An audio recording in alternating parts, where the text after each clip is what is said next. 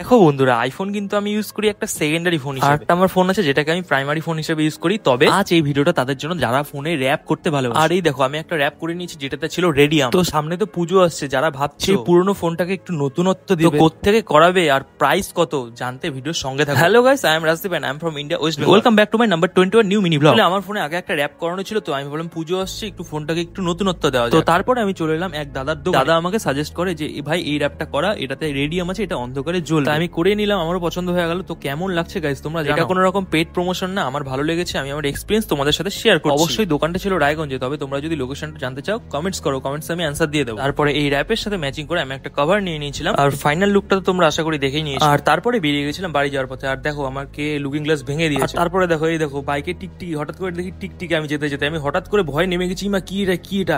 আর আশেপাশের লোকজন না জড়ো হয়ে গেছে, বলছে ভাই কি কোনো পোকামাকড় না? তাহলে না দাদা টিকটিকি, যাই হোক কিছু হবে না। তারপর বেরিয়ে গেলাম বাড়ি। আর বাড়ি এসে দেখো লুকিং গ্লাসটা নিজে ঠিক করে নিয়েছি। তো আজ এতটাই গাইস, দেখা হবে পরবর্তী ভিডিওতে।